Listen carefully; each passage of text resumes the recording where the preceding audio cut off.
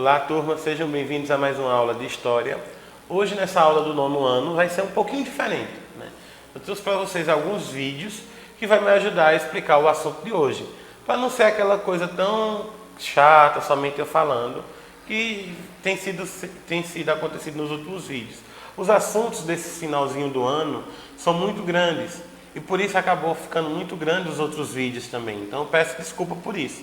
Mas hoje nós vamos tentar ser um pouco mais curtos, principalmente com esses vídeos que eu trouxe para vocês. Lembrando que esses vídeos, né, eu tirei do YouTube, está lá no canal do Cultura, né? Se vocês quiserem, depois vocês podem entrar lá na página do Cultura, procurar os outros vídeos, né, desse mesmo modelo e assistir os outros conteúdos para poderem terem um maior conhecimento, né? Mas hoje nós vamos iniciar e estudar quais são os desafios da atualidade, né? Ou seja, nós vamos estudar, né, ver a parte da história do Brasil em que nós vamos pegar essa parte mais atual, né? Uma história mais nossa. Então vamos lá? Na aula de história de hoje, né, nós vamos ver esses desafios, né, que vai da redemocratização de Tancredo Neves, né, que a gente de José Sarney, que é esse primeiro aí da foto, até Michel Temer, que foi o penúltimo presidente que nós tivemos antes das eleições, que colocou o presidente atual. Então vamos ver esses desafios.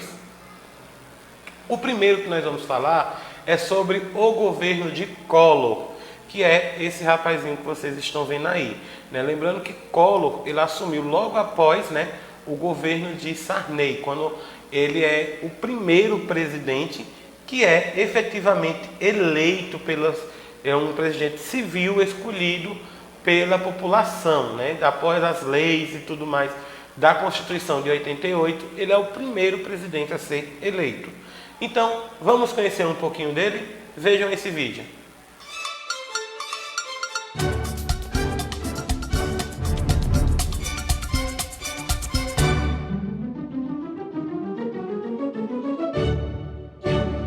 Em 1989, o Brasil tem sua primeira eleição direta para presidente para substituir José Sarney. Candidatos fortes estão no páreo: Ulisses Guimarães, Leonel Brizola, Mário Covas, Luiz Inácio Lula da Silva, Paulo Maluf e Aureliano Chaves. Também se candidata Fernando Collor de Mello, um jovem de família alagoana tradicional na política. Durante a campanha, Collor afirma lutar contra a corrupção e a favor dos descamisados, como se referia aos pobres. Porém, entre seus apoiadores estavam os latifundiários, industriais e banqueiros brasileiros. Collor chega ao segundo turno junto com Lula, que era apoiado pelos movimentos populares de esquerda. Mesmo com uma disputa acirrada, é Collor quem chega à presidência do Brasil.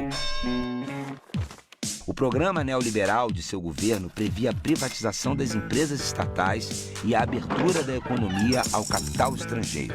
Para assegurar a inflação, Collor e sua ministra da Fazenda, Zélia Cardoso de Mello, congelam os salários e os preços e confiscam os depósitos bancários da população por 18 meses. Esse plano econômico ficou conhecido como Plano Collor.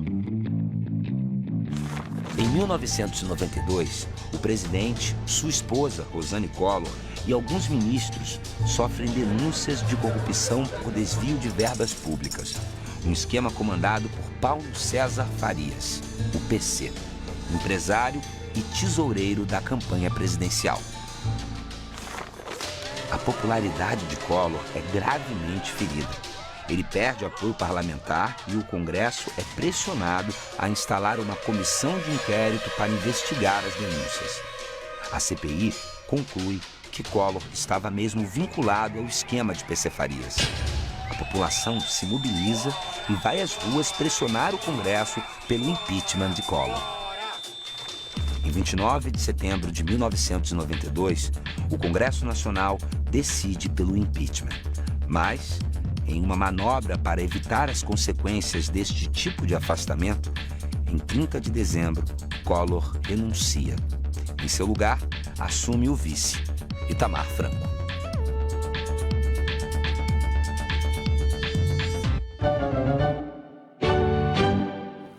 Legal, né, o vídeo? Ele resumiu bastante a situação de como foi o governo Collor, né, e principalmente, né, dessas dificuldades que ele acabou gerando. O meu pai, ele viveu nesse período Collor e ele teve um dinheiro nas contas dele congelado e até hoje meu pai não conseguiu reaver esse dinheiro, né? Então meu pai hoje que está com 75 anos, nem adianta mais ele ir atrás, né? Porque alguns desses dinheiros, algumas pessoas conseguiram reaver, outros não. Então o que caracteriza mesmo o período de Collor, né, que a gente pode chamar assim nesse período, foi esse plano Collor, né, que instruiu essa outra moeda, né, que foi o cruzeiro, e que infelizmente acabou prejudicando tantas pessoas, gerando tanto desemprego, né, e roubando literalmente o dinheiro da população que existia nos bancos, né. Foi uma coisa muito difícil, principalmente por conta, né, de todo esse movimento. Mas depois de Collor nós tivemos um outro presidente. O próximo governo é o governo de Itamar Franco, né? O governo de Itamar Franco, ele assumiu quando Collor sofre esse impeachment e é expulso literalmente, né, do governo brasileiro. É o primeiro impeachment, né? O primeiro presidente a ser eleito de forma civil e o primeiro a ser impeachmentado e expulso. Não sei nem se impeachmentado existe, mas foi o primeiro a ser expulso da presidência por não saber governar. Já Itamar Franco, né, ele governou aí, era o seu vice, governou por um pequeno período de tempo, né? Ele não teve condições de fazer muitas coisas, até porque pegou o Brasil em uma situação totalmente, né, prejudicada, né? Mas vejam um pouquinho sobre como foi esse governo de Itamar Franco.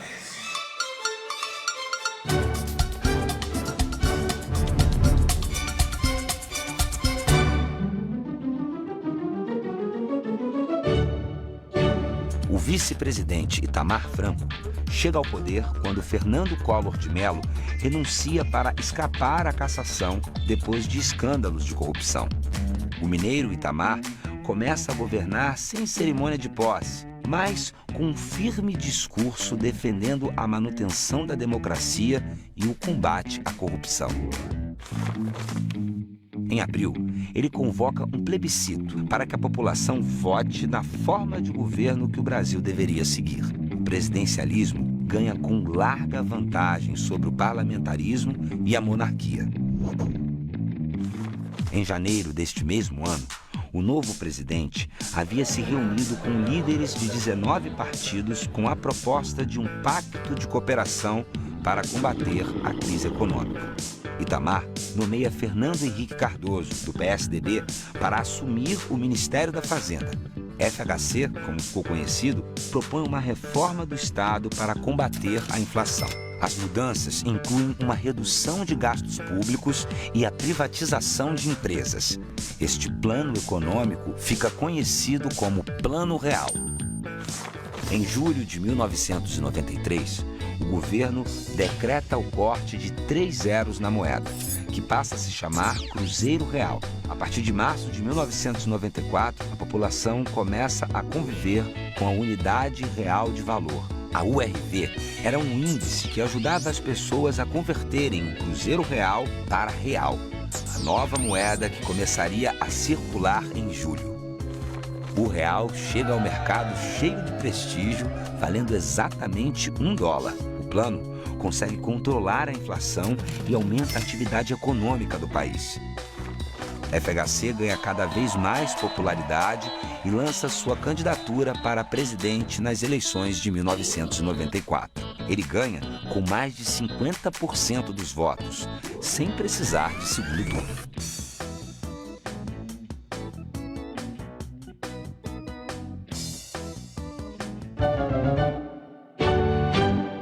Bom, como vocês devem ter visto aí no vídeo, né, é importante destacar, né, que a coisa mais importante que ocorreu nesse período de Itamar Franco, né, foi justamente essa criação do Plano Real, né, o Plano Real que ajudou, né, a tentar recuperar e que instituiu, na verdade, né, a moeda que a gente tem hoje, né, que é a moeda do real. Né? Então vocês viram aí como foi o processo, né, graças a Fernando Henrique Cardoso, que na época foi o ministro, né, da economia dele, né, no período.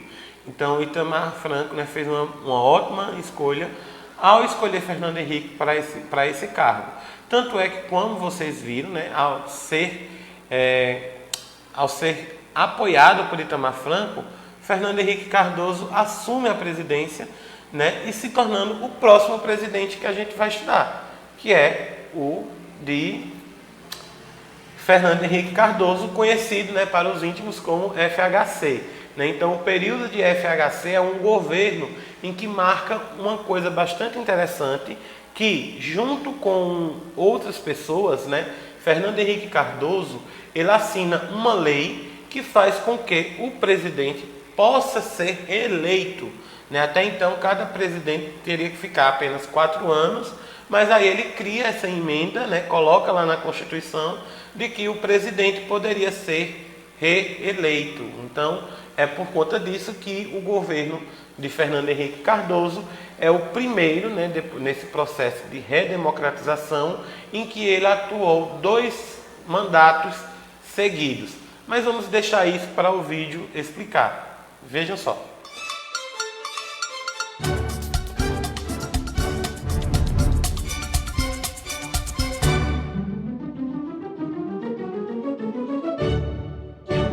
Nas eleições à presidência da República de 1994, Fernando Henrique Cardoso, ministro da Fazenda no governo Itamar Franco, deixa o cargo para se lançar candidato pelo PSDB, o Partido da Social Democracia Brasileira.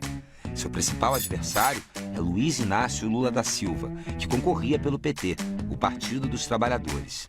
A vitória é de Fernando Henrique.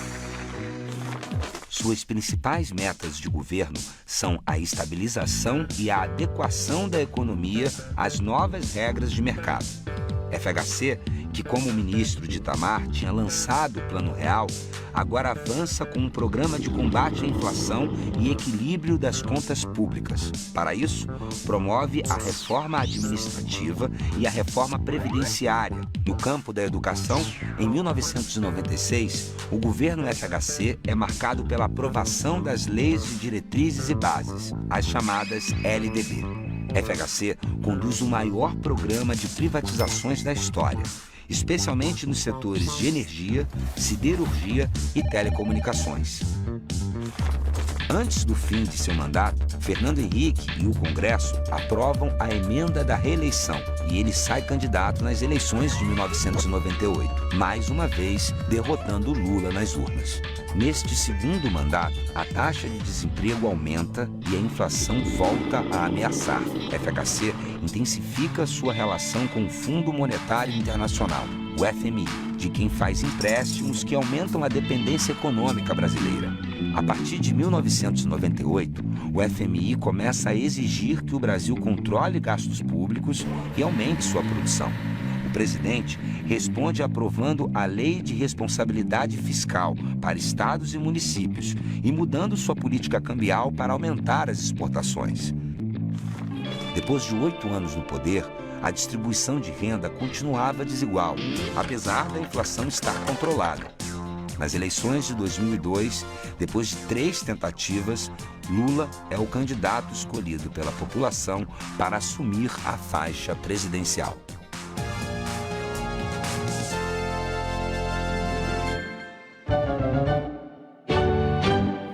Então, muitas características, né, como vocês podem observar, desse governo é justamente essa implementação de medidas que tentassem trazer uma economia mais sustentável para o Brasil. Infelizmente, né, ao final do segundo mandato de Fernando Henrique Cardoso, né, os níveis de desemprego voltaram a aumentar, as crises, os preços das coisas. Então, tudo isso sempre volta, né, à pauta dos presidentes, essa questão econômica.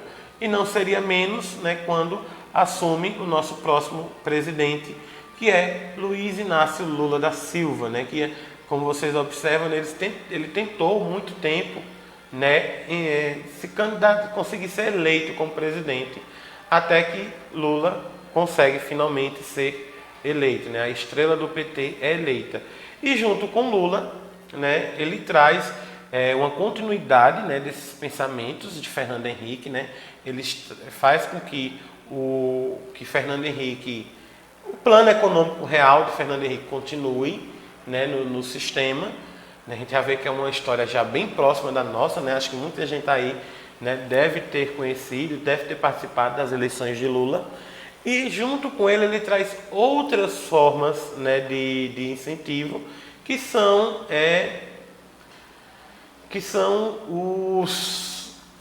os programas sociais, né? A criação de programas sociais, como por exemplo Fome Zero, Bolsa Família.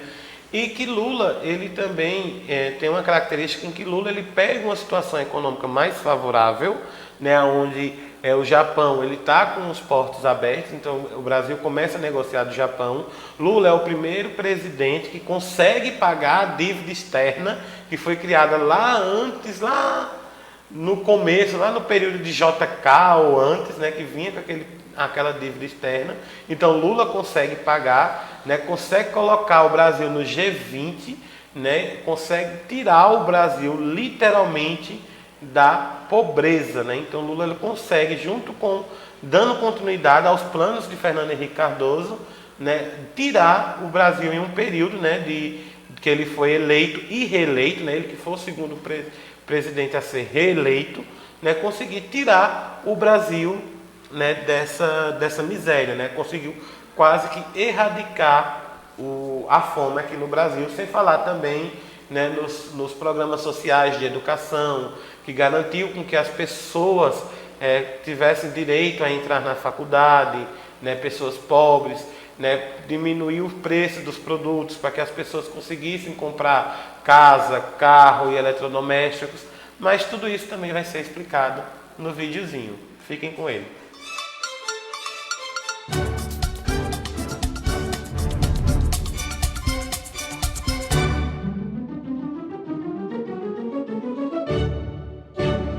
Depois de 3 tentativas frustradas, Luiz Inácio Lula da Silva é eleito presidente em 2002. Na campanha, o ex-sindicalista do Partido dos Trabalhadores se afasta da imagem da esquerda radical e faz alianças com alguns setores mais conservadores. Mesmo assim, gera alguma desconfiança por parte das elites e dos investidores internacionais. Mas o governo Lula mantém a estabilidade econômica do país e ainda diminui em 168 bilhões de reais a dívida externa, acalmando o ânimo dos opositores. Desde o começo, Lula anuncia um forte investimento em programas sociais, como o Fome Zero, que buscava acabar com a fome no Brasil. Em 2004, o governo lança o Bolsa Família, um programa de transferência de renda para famílias que se encontram em estado de extrema pobreza. Os beneficiados devem seguir regras rígidas, como manter as crianças até 15 anos matriculadas na escola. Em 2005, diversas denúncias ligam o governo do PT a um escândalo que fica conhecido como mensalão. O esquema contava com um pagamento mensal a deputados de outros partidos para aprovação de projetos na Câmara. As denúncias levam à demissão de figuras importantes do governo, como os ministros José Dirceu e Antônio Palocci. Em 2006, Lula é reeleito. A principal medida do novo mandato é o Programa de Aceleração do Crescimento, que traz um enorme investimento em melhoria de estradas, ferrovias, portos, construção de hidrelétricas, tratamento de esgoto e coleta de lixo. Em 2008, uma crise econômica que tem origem nos Estados Unidos acaba afetando o mundo todo. Num primeiro momento, o Brasil parece sair ileso, mas em poucos meses a taxa de desemprego sobe e o PIB brasileiro cai.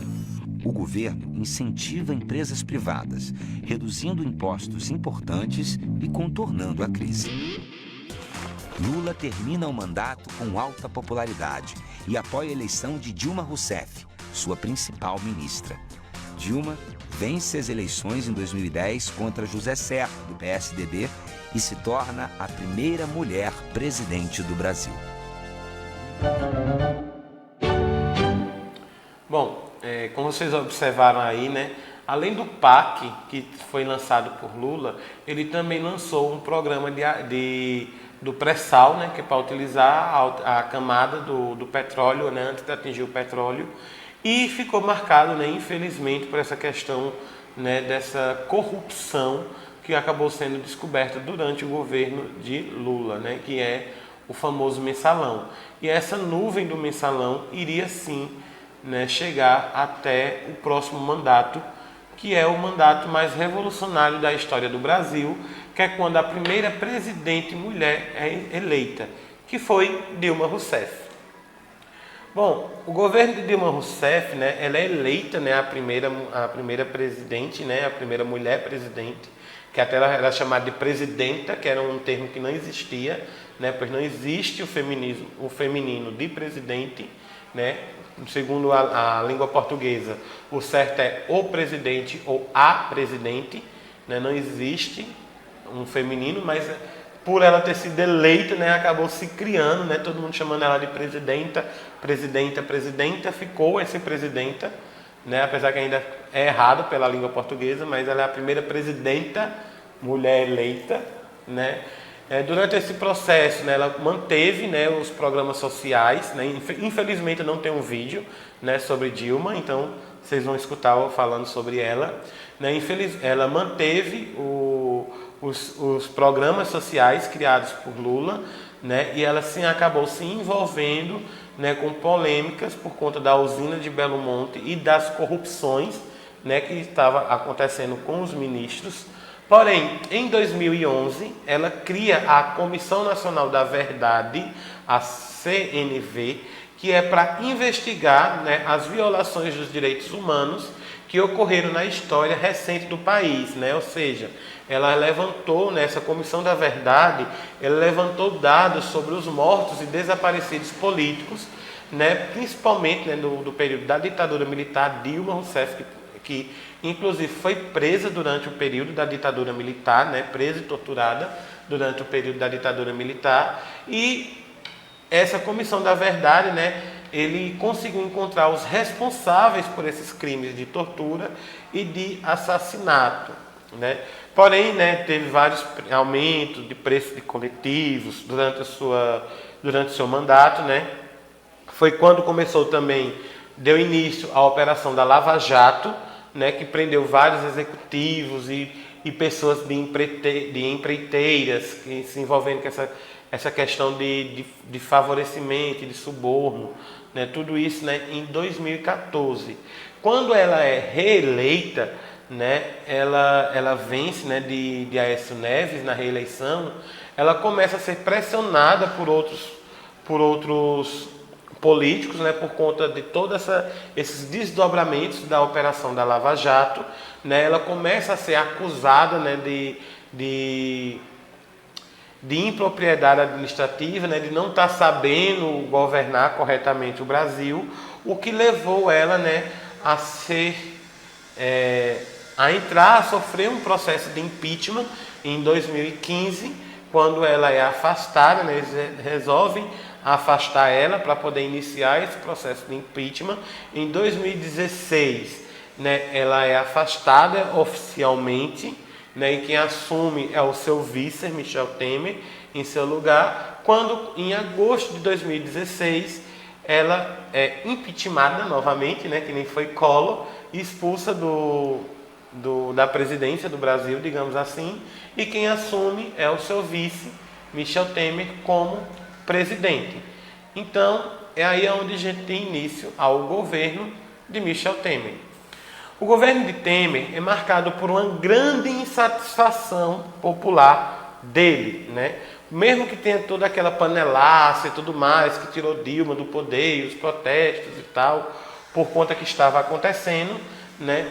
O governo de Temer não fez com que as coisas melhorassem muito, né? Os problemas que o Brasil vinha enfrentando de 2016 a 2017, com a questão das reformas trabalhistas, por questão de desemprego e tudo mais, e a ineficácia do que ele estava fazendo na presidência fez com que ele tivesse, né, a mais baixa popularidade entre os mandatos, né? Diante desse cenário, né, ele tentou investir em resultados positivos no governo, como por exemplo, liberou alguns saques das contas inativas, né, do Fundo de Garantia de Tempo de Serviço, né, o FGTS, né, e ele tentou modificar, né, essas inflações que estavam acontecendo para que em 2019, né, o próximo presidente não enfrentasse essa crise que nós estamos atualmente,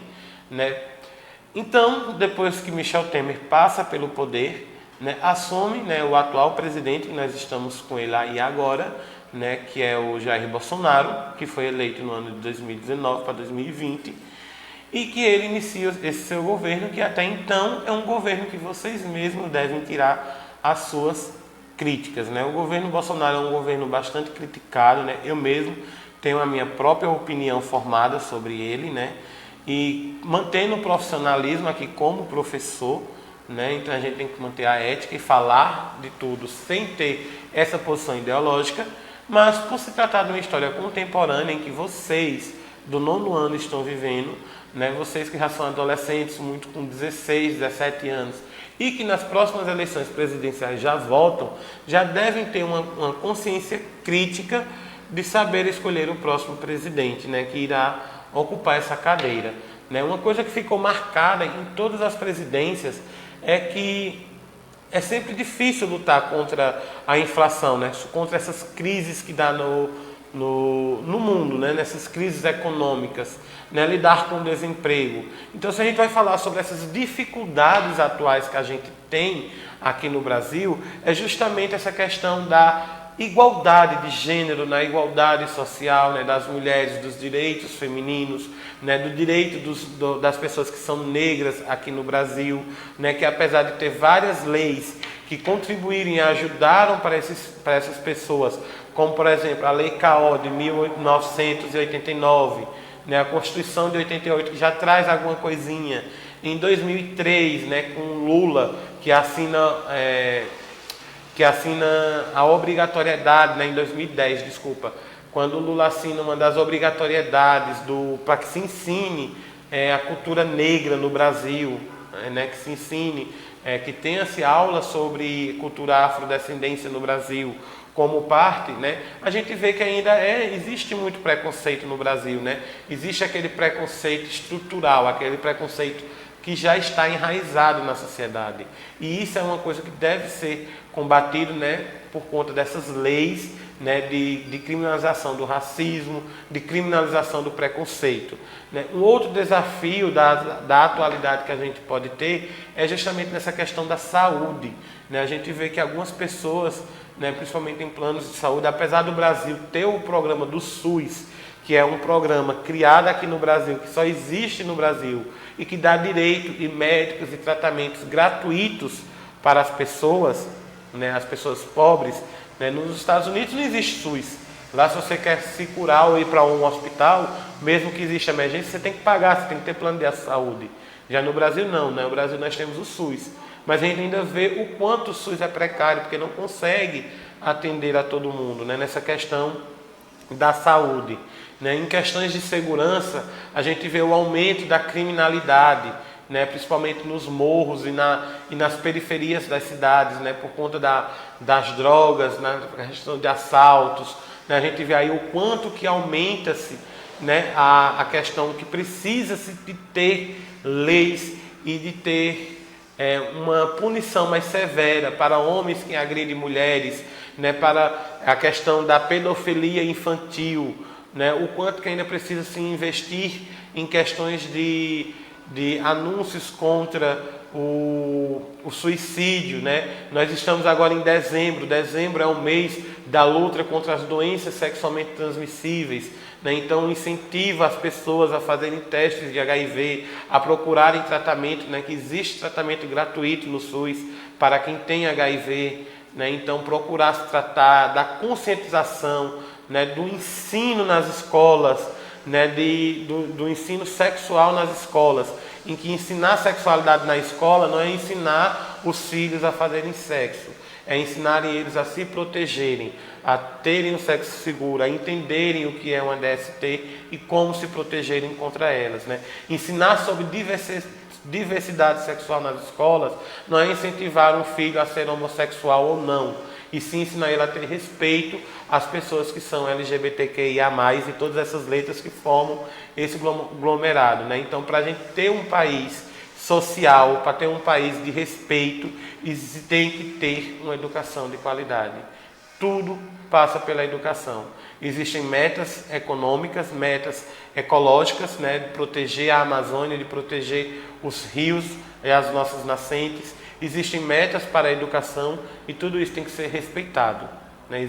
Temos que escolher um próximo presidente que pense nas questões indígenas, nas questões agrárias, nas questões raciais, nas questões de gênero no nosso país. Precisamos de alguém que respeite todos de uma forma igualitária. Essa foi a aula de hoje e até a próxima.